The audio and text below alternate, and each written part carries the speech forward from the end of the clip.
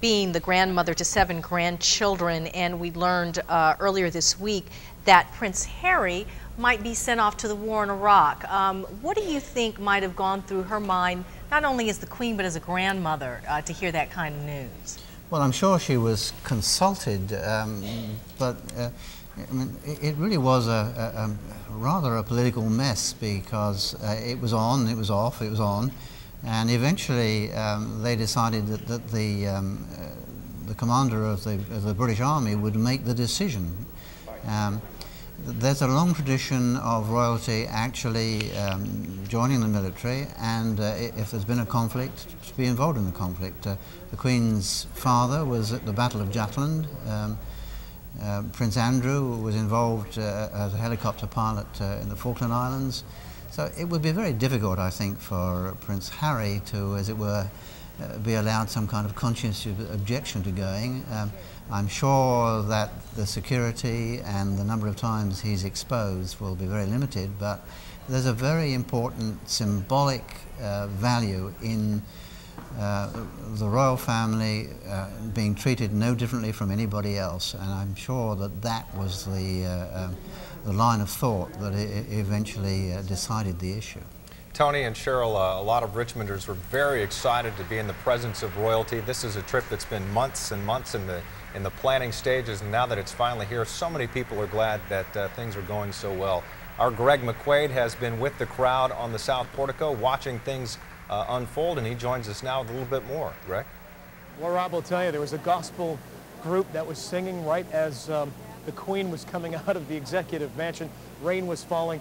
They started singing "Let the Sun Shine In," and sure enough, the rain stopped for the Queen as she ascended the stairs to the General Assembly and State Capitol. I'll tell you, the crowd certainly did not thin once the Queen went in. As you can see behind me, they're actually still sitting around. They want to watch the Queen's speech before the General Assembly. Both the House and Senate members are gathering in the House chamber, newly renovated and expanded State Capitol. I can tell you, I was down here covering the General Assembly for several years, and this Capitol has never looked so good.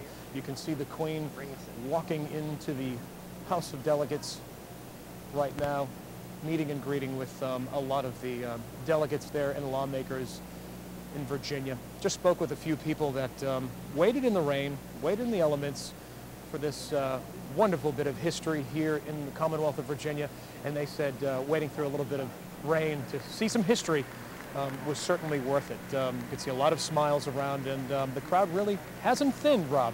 And it's something that they want to stick around. They'd like to hear her speech and see what she might have to say to the lawmakers here in Virginia. Yeah, Greg, the first time a member of the royal family has addressed the General Assembly. Yes, it has. Former British Prime Minister Winston Churchill, Margaret Thatcher, both spoke in the chambers in Richmond, but not the Queen. No, not the Queen, Rob. You know that the Winston Churchill came here in 1946. Margaret Thatcher, former Prime Minister, came here in 1995. And it sounds like the Queen is getting a very warm welcome inside the House chamber right now. She certainly got a warm welcome on the South Portico. When she turned and waved to the crowd, you could hear the applause. And you can hear the applause right now inside the House chamber. A lot of lawmakers, they were giddy. They were saying that they were like children waiting for Christmas when they were waiting for the Queen to come walking in. They accepted the invitation, and it's truly remarkable to see. The crowd, they've been waiting here all morning long. Yeah, Greg, let's listen in here at this welcome. Sure.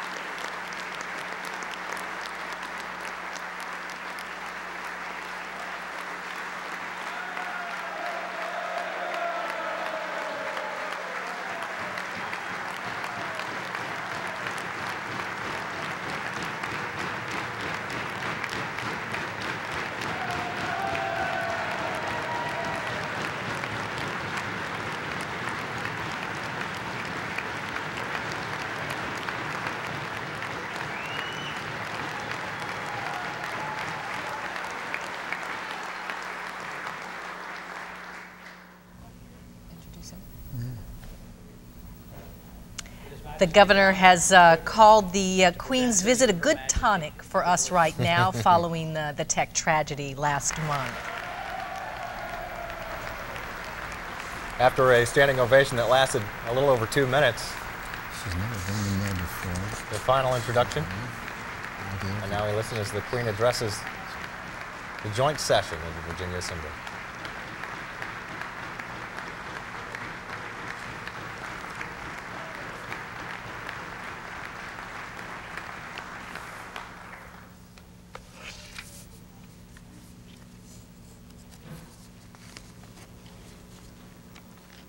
Governor Kaine, members of the General Assembly, ladies and gentlemen, thank you for your generous welcome to Virginia. Prince Philip and I are delighted to be here in your state capital today, designed by that great Virginian, Thomas Jefferson, and so painstakingly restored over recent years. I would like to congratulate everyone involved in this most impressive project. As a state and as a nation, you are still coming to terms with the dreadful events at Virginia Tech on the 16th of April. My heart goes out to the students, friends, and families of all those killed, and to the many others who have been affected, some of whom I shall be meeting shortly. On behalf of the people of the United Kingdom, I extend my deepest sympathies at this time of such grief and sorrow. I visit the United States this week to commemorate the 400th anniversary of the landing of a small group of British citizens on a tiny island in what is now called the James River here in Virginia. With the benefit of hindsight, we can see that in that event, the origins of a singular endeavor, the building of a great nation founded on the eternal values of democracy and equality, based on the rule of law and the promotion of freedom. But we should always be cautious of hindsight. 400 years ago, it was by no means preordained that this venture would succeed. Recent archaeological work has modified our understanding of the original settlement at Jamestown, about the choice of its location and the kind of people who came. While it remains difficult to say what it was about those early years which caught that vital moment in the evolution of this great country, it must surely have had something to do with the ingenuity, the drive, and the idealism of that group of adventurers who first set foot on this fertile Virginia soil, and the will of the Powhatan people to find ways to coexist. When I visited 50 years ago, we celebrated the 350th anniversary largely from the perspective of those settlers in terms of the exploration of new worlds, the spread of values, and of the English language, and the sacrifice of those early pioneers. These remain great attributes, and we still appreciate their impact today. But 50 years on, we are now in a position to reflect more candidly on the Jamestown legacy. Human progress rarely comes without cost. And those early years in Jamestown, when three great civilizations came together for the first time, Western European, Native American, and African, released a train of events which continues to have a profound social impact, not only in the United States, but also in the United Kingdom and Europe. Over the course of my reign, and certainly since I first visited Jamestown in 1957, my country has become a much more diverse society, just as the Commonwealth of Virginia and the whole United States of America have also undergone major social change. The melting pot metaphor captures one of the great strengths of your country and is an inspiration to others around the world as we face the continuing social challenges ahead. It is right that we continue to reassess the meaning of historical events in the changing context of the present, not least in this, the 200th anniversary in the United Kingdom of the Act of Parliament to abolish the transatlantic slave trade. But such reassessments should not obscure one enduring consequence of Jamestown. This 400th anniversary marks a moment to recognize the deep friendship which exists between our two countries. Friendship is a complex concept. It means being able to debate openly, disagree on occasion, surmount both good times and bad, safe in the knowledge that the bonds that draw us together of history, understanding, and warm regard are far stronger than any temporary differences of opinion. The people of the United Kingdom have such a relationship with the people of this great nation. It is one of the most durable international collaborations anywhere in the world at any time in history. A friendship for which I certainly, in my lifetime, have had good cause to be thankful. That is a lasting legacy of Jamestown. That is something worth commemorating. And that is why I am pleased to be here today.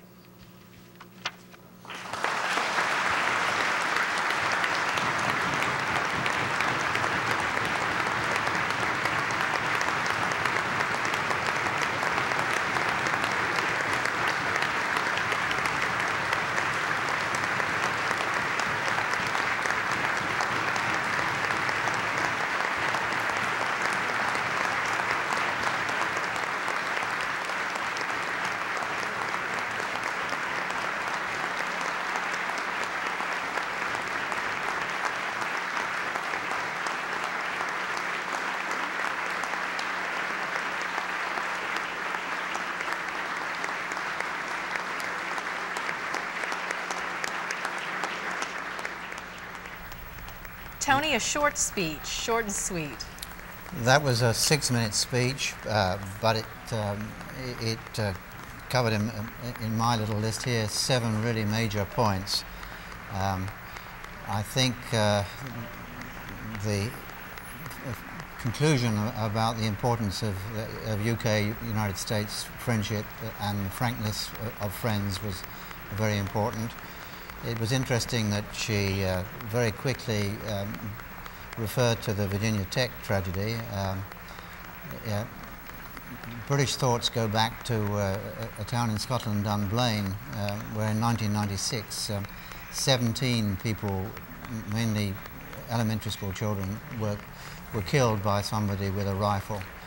I've had letters from Dunblane here in Richmond. The Virginia Tech shootings made a tremendous impression in the United Kingdom, so I'm pleased that she emphasized that. Tony, I thought it was appropriate that here on Oliver Hill's 100th birthday that she would recognize Virginia and England's social change, the melting pot she had talked about, directed, of course, at the end of slavery. Yes, and I was also interested in the use of the word British to describe Jamestown. We usually have it described as being English or English-speaking. As Vice President of the English-Speaking Union here, I'm happy with the English-speaking description, but I think it's important to realize that at a very early stage it was British rather than English. The language was English, but the people came from all parts of Britain, and particularly the Scots and the Irish.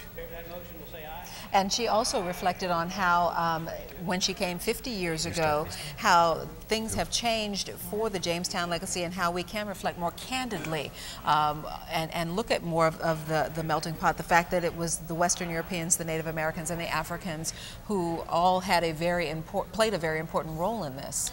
And it's interesting that back in the UK, there have been apologies given for Britain's part in slavery. I didn't think that it would have been right for the Queen to refer to that at this stage, but she did obliquely. Mm-hmm. She did. Thank she you, did make Tony. a mention that it was 200 years ago. Thank you, Tony. And the Queen has departed her audience with the General Assembly. She's just completed her speech, and she mentioned that she would have an opportunity to meet with some of the victims from the Virginia Tech shootings now. And we will continue our coverage in just a moment. Yeah, we'll talk with our expert on the Queen, Tony Pelling, in just a moment. But first, we want to remind you that you can watch the speech in its entirety at WTVR.com. And we'll be right back. CBS 6 News special coverage of the Queen's visit to Virginia is brought to you by the Moore family of dealerships.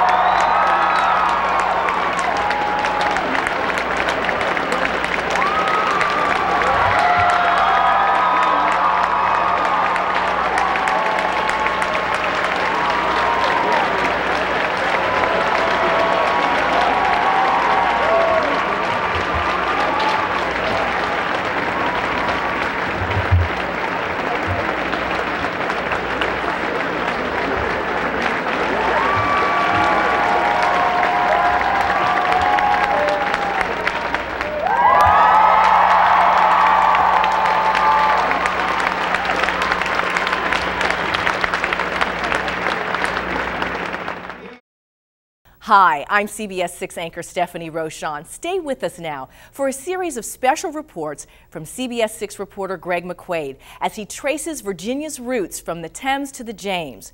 We'll also look at a series of stories from the British perspective as BBC reporter Mark Norman explores Richmond, Virginia during a reporter exchange with CBS 6 preceding the royal visit. A tale of romance, religion, and betrayal. Pocahontas. Where does myth end and truth begin? The search took us all the way to England, and what we found may change everything you know about her. Virginia's Roots, tonight on CBS 6 News at 11. You will find her grave in the most unlikely place, a small churchyard in England just a few miles outside of London. Pocahontas is a valued member of our community. Why is Pocahontas buried here, you ask? To find the answer, you must turn back the hands of time nearly 4 centuries and travel across the Atlantic to the New World.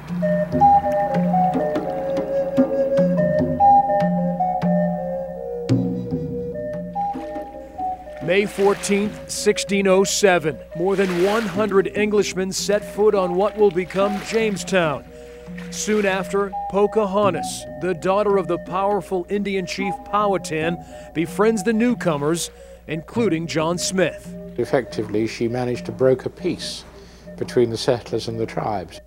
In the early days of Jamestown, Pocahontas was known for delivering much-needed food to the starving settlers.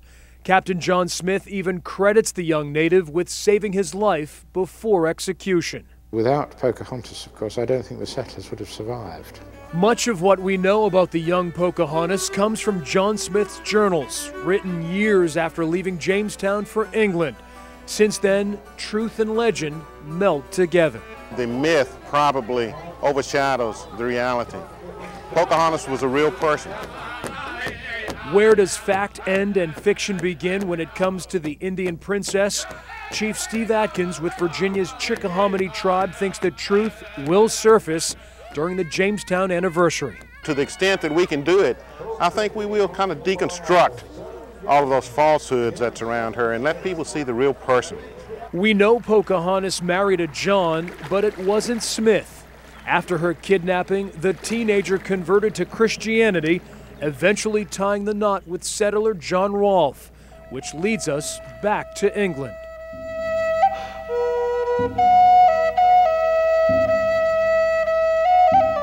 She's a very famous landmark for us, of course. Pocahontas, husband John Rolfe and son Thomas traveled to Britain in 1616. She had been presented to the Queen, and everybody, about everybody, wanted to see them. The reason for Pocahontas' much publicized trip? To generate more money for Jamestown and to promote missionary work in the New World. I believe she enjoyed the life that she had in England, but part of her probably yearned to be reconnected to her family and friends in Virginia. Pocahontas would never make it back. Shortly after setting sail for home, the young woman fell ill. She's very sadly died, and she was brought to shore here and buried in the parish church of Gravesend, St. George's Church. Pocahontas' life ended on distant shores from Virginia. Well, here we have the beautiful statue of Pocahontas. But thanks to Sandra Soto with the Gravesend Historical Society, her spirit remains alive. She is the first uniting of the nations, and that is good. If this statue of Princess Pocahontas in England looks familiar, well, there's a good reason. There's an exact replica standing across the pond in Jamestown. And ever since this statue was placed here back in 1958, it's become sort of a landmark for tourists and the people of Gravesend. In fact, many of the locals have adopted Pocahontas as one of their own. I feel good about that, and I think she was a special person. I think her memory is special. Chief Atkins says at one time Native Americans were thinking of moving Pocahontas' remains back to Virginia, but the idea never materialized. And she is also a part of our people. Sandra Soto wants to reassure everyone Pocahontas is in good hands in Gravesend. Although she wasn't born here, but it's here she's at peace and at rest. And that is how I think she should remain. And we are glad that she is with us, and we care for her.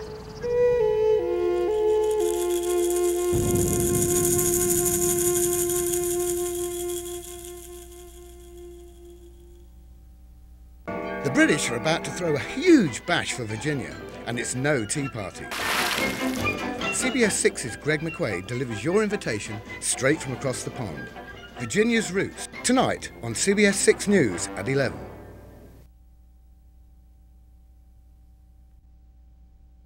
The British are about to throw a huge bash for Virginia, and it's no tea party. CBS 6's Greg McQuaid delivers your invitation straight from across the pond. Virginia's Roots, Tuesday on CBS 6 News at 11. The weather. Heavy thundery showers will clear from the north tonight. Across the pond, more than 3,000 miles away, jolly old England is throwing a big birthday bash. The guest of honor, would you believe, Virginia? No, I don't think it's in any way surprising that we're celebrating 2007 because, after all, it was our colony. Nearly 4 centuries after establishing the first permanent English settlement in the New World, some in Britain are boasting about the achievement. This is a major opportunity to really set some of the record right and tell some of those exciting stories. The English should know about 1607 because it's the founding of America. In the shadows of Parliament, we watch as members of the Jamestown 2007 British Committee hammer out a party list.